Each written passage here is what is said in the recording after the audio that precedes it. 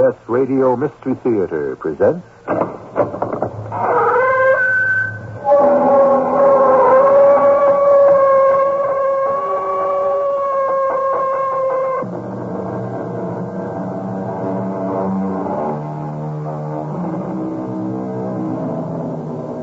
Come in.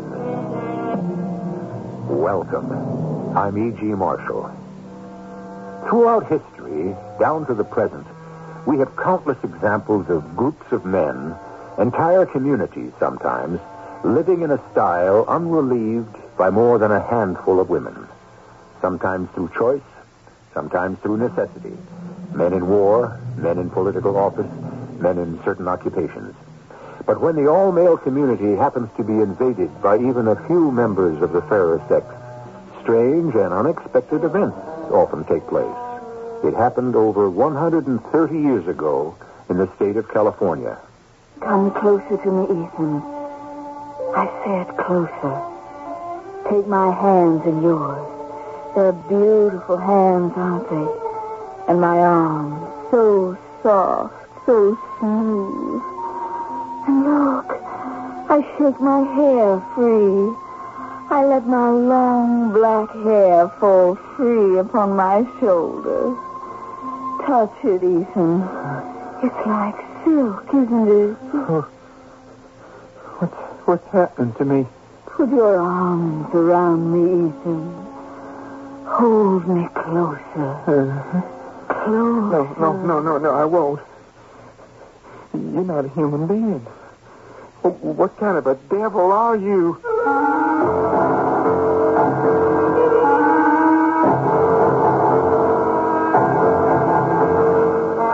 Our mystery drama, Flower of Evil, was suggested by the ancient Greek tragedy Hippolytus of Euripides. It was written especially for the Mystery Theater by Arnold Moss.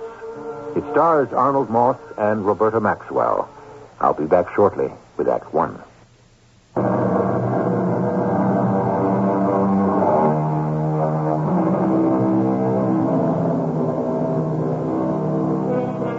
In the year 1849, an exciting chapter of American history was being forged.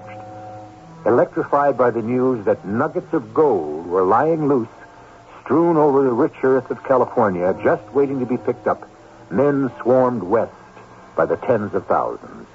It was a grand and gaudy adventure for a generation of brash young men, citizens of a brash young nation. For some few, like old Jethro Proctor, the adventure was not the only treasure he had sought. It is 1852. For the past 3 years, Jethro, with his son Ethan, has been patiently tearing out of the rocks and soil the precious yellow metal that lay buried in the mountains of the new state of California. The sky's darkening, Pa. Days are getting shorter fast. That's so, Ethan. Autumn's coming in early this year. Yeah, little stream's beginning to turn itself into a river once again. That's so. Sluggish trickles she's been giving us these late summer months will soon turn into a roaring torrent. Yeah, like last year. And the year before, remember? It's dark, Pa. It's time to quit. My legs are stiff from squatting in the ice cold of this water. You're young, Ethan. No reason to complain. My arms are nearly numb from swishing gravel in the pan. Well, so am mine, but you don't hear no belly aching from me. Oh, of course not. You got a special hunger. Who knows when a big lump of gold will be sliding down that sluice? Besides, you're a big, strong man. The endurance of a man that's half your age, everybody in the valley knows that. And you, my son, are young and soft. And like I always say, something just a little less than I always hoped for. I'm going up to the cabin. 5 more minutes and we'll go together. We can't all of us be men of iron, Paul. Can't all of us be stallions. What's that supposed to mean? You know for certain what I mean. Now, look, we've been here over 3 years now. I've been working my back off, scraping a living, and it's been a good living out of the wilds of these here mountains. No one ever forced you to come out here in the first place. True, no one did. Nor did anyone force you. Could it be that maybe you didn't have the guts or the will to make up your own mind the way a man makes up his mind? The way you made up your mind to sign your name to that letter a year ago? Well, now what are you talking about? That open letter in that back east newspaper. You do remember, don't you? What are you getting at? I remember nearly every word of it. When something like, wanted in California to 100 intelligent, virtuous, and efficient women, the undersigned are prepared to offer marriage and a good home, together with $250 to cover the cost of the voyage to the Golden State of California. And you were one of the signers. That's enough, Ethan. And then it said something like, soiled doves and ladies of the line need not apply. A testimonial from their local clergyman is desirable, though not absolutely necessary, and so on. Disgusting. Well, what was wrong with it? Well, maybe not for the others, but it was wrong for you. You killed one wife back east. You killed my mother. Oh, you're on that again. And now you're getting a second one. You'll probably kill her, too. Well, don't you touch me! Jethro, you worked my poor mother to death. Like she was some kind of slave. And I will never forgive you. Never. You don't really care to have a wife. You just want someone to do your cooking and your cleaning and your fetching and your carrying and someone to keep you cozy in your warm little bed. And, of course, now you got more than enough to pay for it. Maybe we better get back to the cabin. Not until you hear me out. Over 100 simple women have answered that letter of yours and your friends. Over 100 women have been traveling for almost a year, coming to this God-forsaken end of the world, the flourishing shanty town of Grizzly Holler, just to fall into the loving arms of a bunch of sweating, unwashed, lonely miners. And some of them lonely, old miners. They'll be getting here this week. We had word. Yeah. You'll be kicking yourself a wife again. Some nice old woman just as lonely as you. A woman you never seen, who's never seen you. You know nothing about her. She knows nothing about you. Oh, by the way, where'd her letter say she's from? What'd she call herself? Her name's Drysdale, Amanita Drysdale. She's a widow. Amanita. Now, ain't that just one beautiful name? She's from Massachusetts, a town called Salem. And there's one thing I want to warn you about. Oh, wait a minute. Wait just one blessed minute. What's the matter? It's dark. I can't be sure. Just look here. Here, Ethan, in a washpan. Do I see what I think I do? A gold nugget half as big as my fist. Oh, this is my lucky week. It's the biggest I ever seen. Boy, I want to shout out loud, dance for joy. Quiet, hold everything. Up there. Look. Where? Other side of the footbridge. Just above the trail to the cabin. That's old One Eye, ain't it? No one else. Hand me my rifle, Ethan. Could never mistake that one. The biggest, blackest thief of a mountain cat anybody's ever seen in these parts. And that one ugly good eye of hers staring right at us. That's her, all right. This time, old One Eye, you gonna get it. Right through that mean heart of yours. She's watching. She knows what you're up to. This is the last time you come prowling around here. She's getting ready to spring. Right at us. What happened? Too fast for me. She got away. Again? Oh, but she'll be back. You can count on it. They say it's bad luck to shoot at a mountain lion. Only if you miss.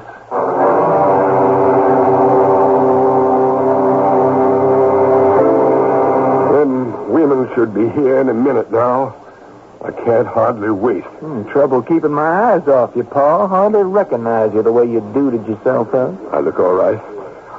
You know, I'm nervous as a kitten. You think she'll take to me, Ethan? How could any woman resist? Matter of true fact, I really couldn't care less. Just one thing. Yeah? Amanita's going to be bone weary after her long voyage. You talk to her with kindness. Kindness? And you'll please to remember that Amanita's something besides my wife. Oh, you're telling me she's going to be my mother? Now, you just back up a minute there. Whatever you may be thinking about the lady and about me, you be sure to treat the woman with respect. You hear me? Complete respect. If she earns it, she'll get it. Oh, here they come. Round the bend. This way, Mrs. Drysdale. Whichever one of you ladies you happen to be, this way.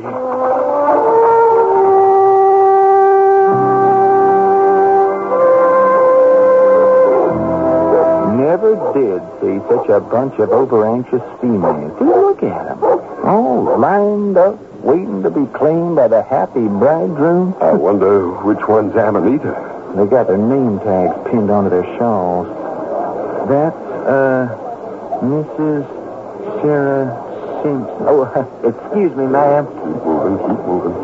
This one is, Rebecca Goodbody. Well named, I'd say. Esther Attenbury. Rachel Hathaway.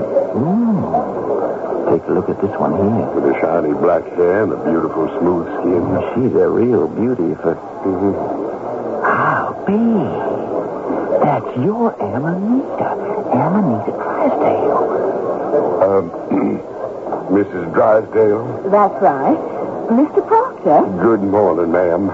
On behalf of my son and myself, I bid you a warm welcome to Grizzly Hollow.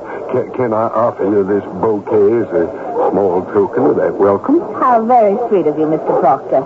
I thank you, sir. Thank you very much. And this, of course, is my son. How do you do? Oh, well, thank you, Mrs. Drysdale. And, a little surprised. Surprised? How so? Well, I think my son expected you to be a little, more mature. I'm 27. Well, you didn't expect you to be quite so pretty. Is that how you imagine me, young man? I don't think I gave it that much thought. You must be exhausted, Mrs. Drysdale. I confess I am a little tired. Which of them piled up things is yours? Oh, they're jumbled up all with the others, I'm afraid, but they're all clearly labeled with my name. As I am. Well, I'll pick them out. You just wait for me here, and I won't be long. I like your father. Like it should be, Mrs. Drysdale. Not Mrs. Drysdale, Amanita. You know, I'm as much surprised at you as you said you were of me. Pleasantly surprised. There's not a doubt in my mind that we're going to get along wonderfully well. That'll be nice. Nice? Huh. Is that all you can say? Well, it's more important that you and my father get along. We will, of course. Why shouldn't we? The old fellow seems friendly enough, Mr. Proctor. Or may I call you Jethro? Jethro? Oh, I'm not Jethro. What? I'm Ethan Proctor. Jethro's my father. The one you just called the old fella. You mean you're not the one who brought me here?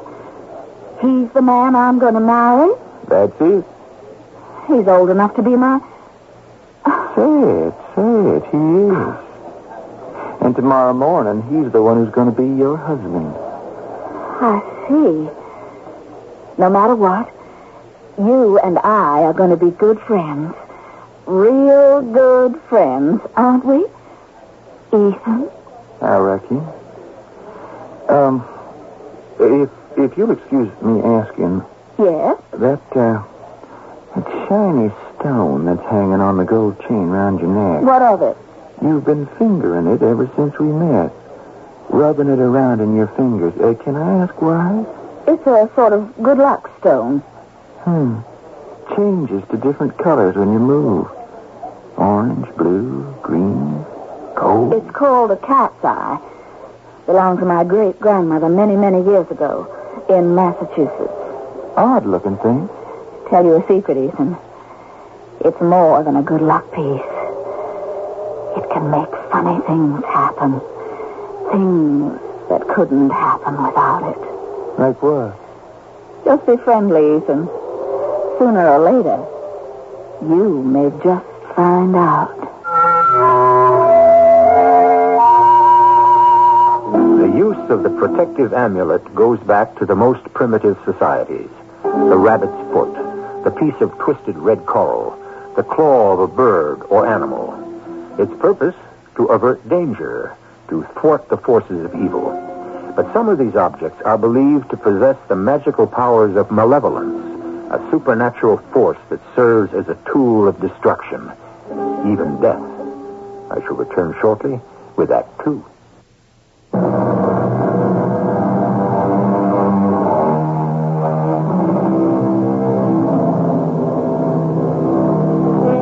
By the year 1852, the records tell us, over 100,000 gold-hungry miners from every corner of the earth had thronged to California and had managed to wrest over $81 million worth of the precious metal out of the rich hills.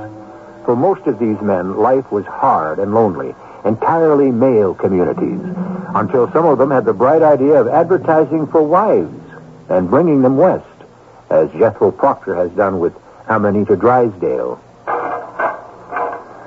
What do you use these washpans for, Mr. Proctor? Oh, just about everything. For panning the gravel that comes sliding down the sluices, for feeding the mule, for frying our breakfast bacon. The same pan? Uh-huh. That's the first thing we'll have to change. I'm not frying any bacon in the same pan you feed your mule out of. Well, I'll buy a couple of new ones down at the store in Devil's Camp. That's only the beginning. We're low on flour, sugar, pork, molasses, coffee, tea. You can do with a new flannel shirt or two. The medicine chest needs refilling, and some pretty curtains for the window. You know, they're the only genuine glass windows for miles around. And we're going to need 2 new mattresses. One for us and one for poor Ethan. No human being should be asked to sleep on lumpy mattresses like these. Why are you laughing? Oh, it's kind of funny. Me and Ethan's been getting along all this time, never knowing we was what you might call unfortunate. But you're perfectly right, Mrs. Proctor. The shack is yours now. You do just what you want to purdy it up. Thank you, Mr. Proctor. The first thing I'd like to do is to change some of the furniture around. Your home? I'd like the table put near the window. More light that way. Whatever you say. Now, as to the bed... I was thinking we could put Ethan's bunk out in the tool shed. It'd make a little more room for us, and at the same time give us a little more the feeling of being alone by ourselves. Oh, that would be cruel, putting the poor boy out there in the shed. Oh, he wouldn't mind one bit. No, Mr. Proctor. I suppose not. And may I ask just one little thing from you, my beautiful young wife? What would that be, Mr. Proctor? You think one of these days you might get round to calling me Jethro? Come in, Ethan. Come in. Where's my father? Left half an hour ago for Devil's Camp with the wagon and mule. Gone for supplies. Can I fix you something to eat? Ain't hungry. Sure. Sure. Jethro won't be back till late tonight. You going to the games and dance on Sunday? Maybe. You going to be in the games? I don't know. I look forward to dancing with you. Tell me something, Ethan. Why do you resent me? What have you got against me? Perfect stranger. Coming out of nowhere. Marrying my father. Trying to take my mother's place. Not you, nor nobody else is going to do that. Nobody wants to. But I am your father's wife. Oh, you got no real feeling for him. I know that. Jethro wasn't quite honest when he wrote that letter to me. He led me to think he was a much younger man. Young and strong and handsome, like you. So, here I am, married to someone who's more than twice my age. Amanita, there's no big love lost between me and my father. You know that. But as long as you're going to share this place... Share? Just a minute, Ethan. I don't share anything I don't have to. You don't? You're going to have to realize that this is my place, not yours. My home, my kitchen, my dishes. But my father's bed. To that, he's welcome. He's paid for it. What kind of a woman are you? The way you see it, sooner or later, everything he has is going to be yours. Is that it? It could be ours. Now listen to me, Ethan. Come closer. I said closer. That's better. Much better. Keep your eyes right here on this stone. The cat's eye that's hanging from my neck. Take my hand in yours. They're beautiful hands, aren't they? And my arms, so soft, so smooth. And look, I shake my hair free. I let my long black hair fall free from my shoulders, almost to my waist. Touch it, Ethan. It's like silk, isn't it? Caress it. What's happening to me? Put your arms around me, Ethan. Hold me closer. No. Closer. No, I won't. What are you doing to me? What kind of devil are you? I am mighty among men. They honor me with many names. All those that live and see the light of sun are mine to rule. I am all powerful in the kingdom of darkness.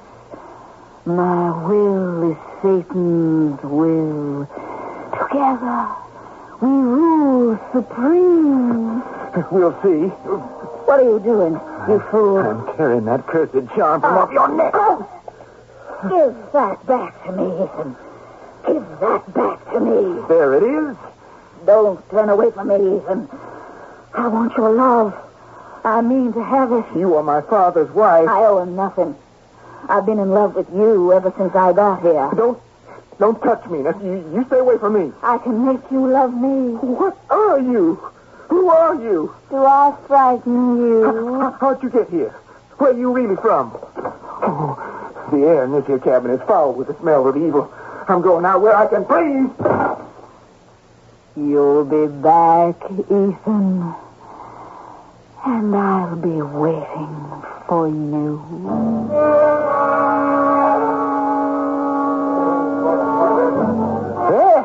Now, gents and ladies, we come to the main event of this here Sunday Wing Day.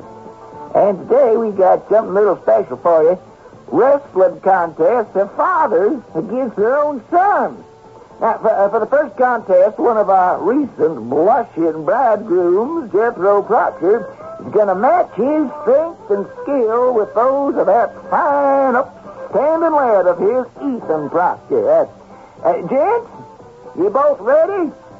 Then go to it, and may the best man win. McCloskey, may I sit next to you? I'd be honored, ma'am, to have such a pretty young thing. Wait a minute. You're Jethro Proctor's bride, ain't you? Yes, I'm Amanita Proctor. Most happy to have you join me, Miss Broderick. Look at them two fellas go at it. The crowd's betting on the old boy. Begging your pardon, ma'am, I'm in your first Oh, it looks like Jethro might be getting the best of the boy. Is he indeed? Hey, just look. He's got the boy's shoulders no more than a couple of inches from the ground. Maybe that could change. How's that, ma'am? Nothing, Mr. McCloskey. Nothing. My will is Satan's will. Together, we rule supreme. Oh, what happened? Why have they stopped wrestling? It looks like there might have been a little accident. They're sending for the doctor. Oh, what seems to be wrong? The match is over. Jethro's hurt. Looks like his arm's been twisted clear out of his socket. His arm is broke. It's clean broke. Oh, what a dreadful thing to happen, Mr. McCloskey. Isn't it?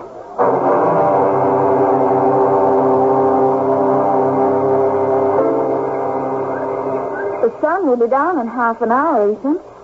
Where you been all day? Why? Just curious. I felt so bad about what happened at the game this morning, I just took off. Get my mind off it. You couldn't help it, Ethan. Went fishing all day with Pete McCloskey. How's my father doing? Fell asleep on the bunk. He can use the rest. Was the doc here? Yes. He said it might be quite a while before Jeffrey can use his arm again. It was all my fault. I don't know how it happened. Don't be too sure. Well, of course it was my fault. But you didn't do it on purpose. Yeah, that's what I keep telling myself. You didn't. I know. How could you know? I'll let you in on a little secret. What are you getting at? Now, why are you fingering that little thing around your neck again? You had nothing to do with what happened to your father. Nothing at all. All right, I didn't. Well, then who did? You? Maybe. Maybe I caused the whole thing. How could you? I can make a lot of things happen when I want to. Ethan, you ever hear of a plant called amanita? A plant? It's a kind of mushroom. It's snowy white, perfectly formed and dazzling in its beauty. What about it? The amanita is among the most poisonous plants that grow upon the surface of the earth. The deadliest. Mistake it for an innocent mushroom, eat it, and in no time, you die. An agonizing death. Why are you telling me this? Just listen. By some, it's called the flower of evil, cup of death, destroying angel. All of them most unpleasant names. But to others, the name means beloved, little sweetheart. What would your choice be? Amanita, flower of evil, or Amanita, my beloved? I couldn't care less about either one of them. I'm going to leave this place for good and stay away. 1,000 miles away as long as you're still here. But not before my father learns the truth about you, because you are an evil woman. He'll listen to me before he ever listens to you, so you can save your breath. Ethan, look at me. I'm going. Stop fighting me. Don't force me to do something we could both regret. You keep away from me, you witch. You keep away. Oh! You slapped me. You'll be sorry for that, Ethan. Very sorry. Mark my word. We'll see. What did you just call me? I called you a witch, and that's what you are. You're right, Ethan. A witch, as my mother was before me, and her dead mother before her, and her mother's dead mother before her. An angry mob burned her to ashes over 100 years ago in Salem. Well, they should have done the same to you. It was a black day that brought you to these hills, a black day when you come to my father's marriage bed. Maybe he doesn't see it that way. Anyway, here I am, and here I mean to stay. Oh, what's that? That's old One Eye. One eye? Look at her up there, glaring down at us with her one mean eye. She seems so fierce. She's as dangerous a cat as they come, and black as the night. No. Don't move. She's been here long? She showed first time a year ago, Christmas Day. Been killing chickens, sheep, dogs ever since. Sometimes just for the fun of it. Christmas Day. The same day I left for here. What are you doing, Ethan? My gun is pointed right at her. And I won't miss, I can tell you. You think... Why'd you do that? Why'd you knock the gun out of my hand? Why? You surely wouldn't want to harm a beautiful creature like that. Or would you?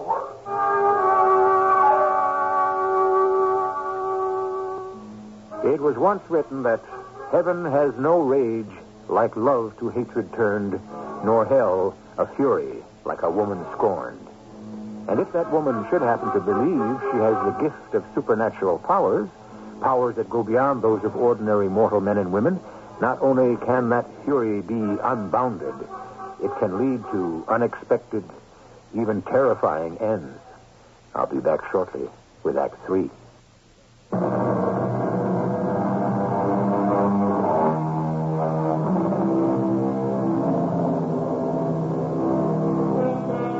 The mountain lion, sometimes called a puma, is a graceful, slender animal, often measuring as much as 7 feet in length.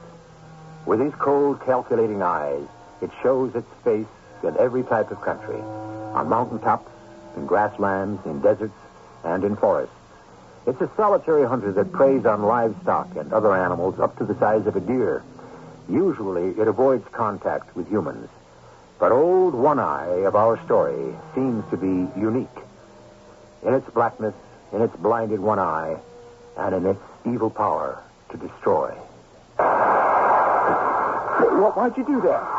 Why'd you knock the gun out of my hand? Why? You surely wouldn't want to harm a beautiful creature like that. Oh, would you? You tell my father I'll be back before dark. Be careful, Ethan. Watch where you're going. Why, you planning to weave one of them foul spells of yours over me, or maybe doing away with me altogether? What a strange idea. You take credit for Jethro's broken arm, why not for my life? If that's what was in my mind, I'm clever enough to find someone to do it for me. So watch your step, especially on the narrow footbridge. It's become dangerous. I'm going in now to have a little talk with your father. About what? About you.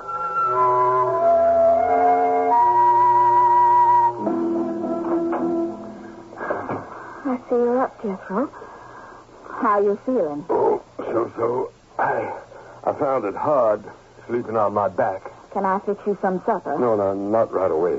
Not all that hungry. Where you been? Outside. Didn't I hear a shot? Must have been Ethan. Said he was after squirrels. You still outside? I wouldn't know. He told me to tell you he'd be back before dark. What's the matter with you, Amanita? You seem edgy and upset. I am. Well, what's wrong? Strange boy. That son of yours. Oh, I know he can be real moody sometimes, just like his mother. That's not what I'm talking about. Well, then what are you talking about? I can understand what made him do it, but just the same. Do what? He's young. A lot of things are bothering him. He's got no woman of his own. Go on. I think you can make him listen to reason, Jethro. I wouldn't be telling you all this, except I can't face it alone. And if it should ever happen again... What happened? Speak up. It was unusually hot this afternoon. Indian summer, I think you call it. Well, while you were resting, I decided to go down to that big boulder at the edge of the river, downstream to bathe. I spread my clothes on the rock's warm top and started to dip into the fresh, cool water. Yes? Suddenly, from out of nowhere, he appeared. Ethan. He started coming toward me. His face was red, his eyes like some maddened animal. I'd never seen anything like it. Then he came to the water's edge, pointed his rifle at me, and ordered me out of the water. I'm listening, Amanita. And then... I can't do it. What happened then? He took me in his arms, put his mouth on my... No, I can't. Oh, my poor darling. I kept telling him, I'm Jethro's wife. I'm your father's wife. You can't do this to me. You mustn't. And he? He didn't listen. He kept on saying that you were a tired old man, that you killed his mother, that you couldn't appreciate me the way he could. When did you say all this happened? This afternoon, after the game. This afternoon. That boy is going to regret he ever saw the light of day if what you say is true. Would a woman lie about a thing like this? I'll kill him, I swear, if what you say is so. That this will be the last day he ever spends on Earth.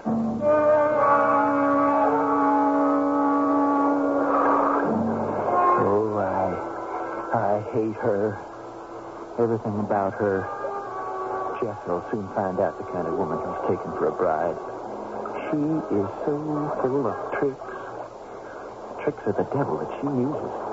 She rubs that little thumb between her fingers and she... Now, watch where you put your feet, Ethan.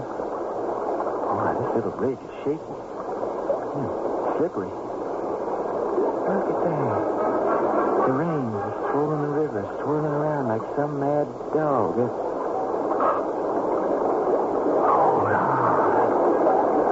There she is. On the other side of the footbridge, standing there. Her lips moving.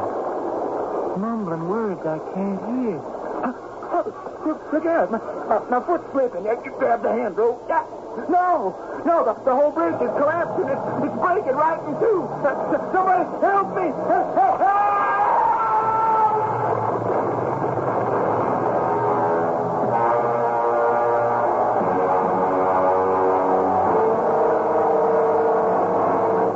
Jethro. Let me plump this pillow out behind you. I just can't sleep. I know. I'm thinking about Ethan. It's not like him to go off without a word, stay out all night. Boy's never done a thing like this before. I wonder where he did go. Jethro, last night you were ready to take Ethan's life into your hands. For what he'd done to me in the afternoon. You swore this would be the last day he'd ever spend alive. That's what I said. If you were telling the truth. You're worried about him, aren't you? Worried about your good-for-nothing evil son. A son who thinks his father's so much dirt to be trampled on. A miserable boy who despises you. You, his father. I don't want to hear no more, Amanita. Blood is thicker than water, isn't it? As far as you're concerned, Ethan can do just about anything he wants, including putting me to shame. Amanita, I warn you. If you want to share your wife with your son, say so. If that's the way you want it, it'll be all right with me. Hold your tongue. Don't you dare speak to me that way. Nobody ever speaks to me like that. Don't you ever again. Jethro? Jethro Proctor? Open the door. Keep McCloskey. Oh, what are you doing here at this hour? Yes, Proctor. Mr. McCloskey, what brings you here? I got bad news for you, Jethro. Well, what is it? It's Ethan. Two of the boys just found his body down near Feather River, all crushed and battered. Oh, what are you saying, Pete? Ethan, young Ethan, your son, he's dead. Drowned and carried down river in the boiling, crashing rapids. He must have been crossing your footbridge and give way. Footbridge? See for yourself as soon as it gets light. Looks like it split in two. The ropes that held it in place must have been frayed. Must have just give way. I'm sorry, Jethro. I'm mighty sorry. Thank you, Pete. Thank you for letting us know. The boys are bringing the body back for proper burial. Thank you. And only yesterday, the two of us, Ethan and me, we spent the whole afternoon together. Wait a minute. Did you say yesterday afternoon? Yeah, after your arm got broke. Came to my shanty mighty upset. Said he'd like to get away from everybody for a couple hours. It took him fishing. And when exactly was this, Pete? Well, yesterday afternoon.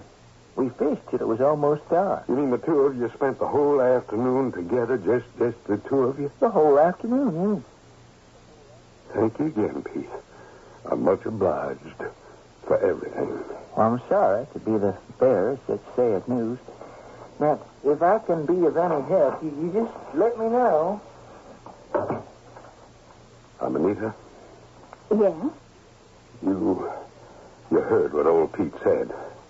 I heard. Ethan's been drowned. That ain't what I mean. Pete and Ethan spent the whole afternoon together yesterday fishing. The whole afternoon. What of it? McCluskey would have no reason on earth to lie, to invent a thing like that, would he? What are you getting at, old man? The truth, Amanita, the truth.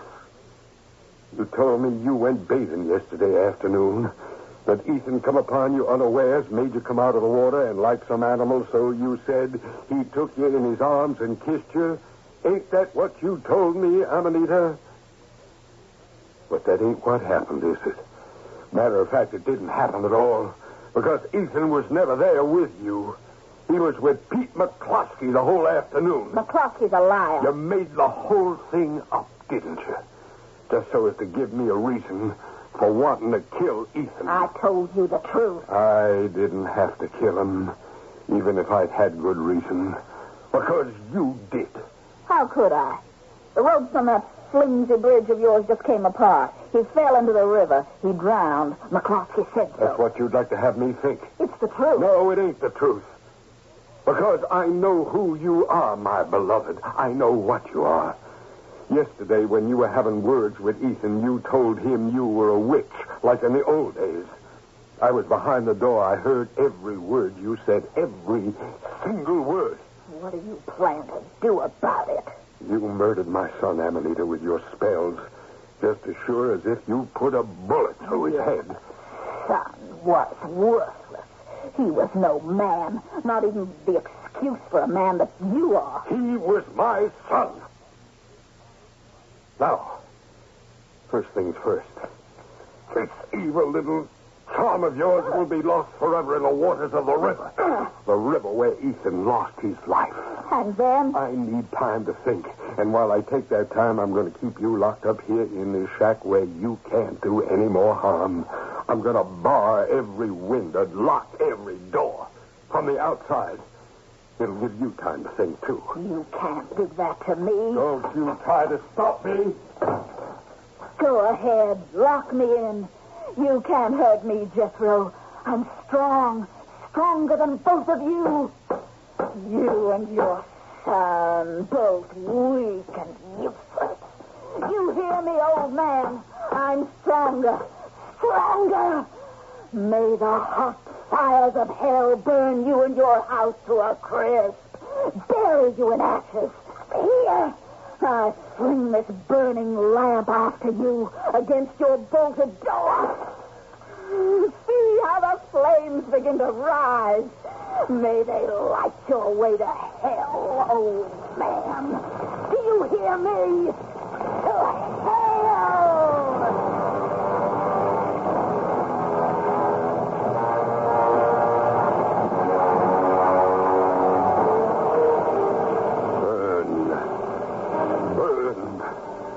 Scorch out the evil that I brought into my house. Only fire can cleanse it of wickedness. Ethan, my son, I am ready now for the darkness of the earth. I wish to live no more. No more. No more.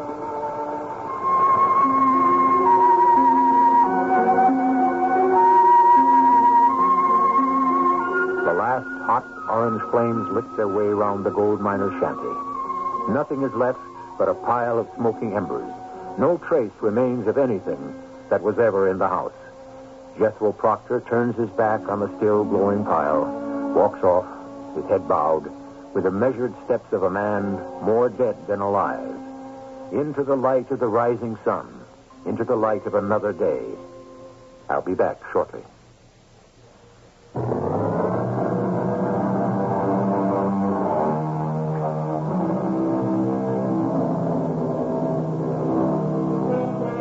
Greece in 428 B.C., more than 2,400 years ago, the great tragic playwright Euripides, famous in his own lifetime for his dramatizations of the violent passions of men and women, wrote the tragedy Hippolytus. It has remained one of the world's great masterpieces of the struggle between the forces of good and evil. The story you have just heard, Flower of Evil, was suggested by Hippolytus, the same drama that was the inspiration of our own Eugene O'Neill's Desire Under the Elms. Our cast included Arnold Moss, Roberta Maxwell, and Russell Horton. The entire production was under the direction of Hyman Brown. This is E.G. Marshall, inviting you to return to our Mystery Theater for another adventure in the macabre. Until next time, pleasant dreams.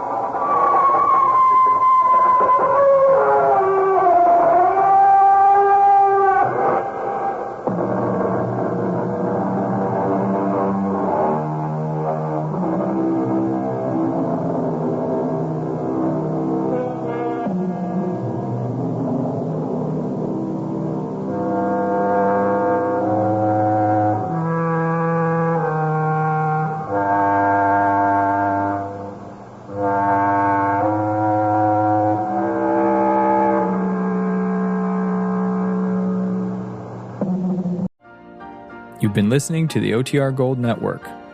Find more classic radio at otrgold.com.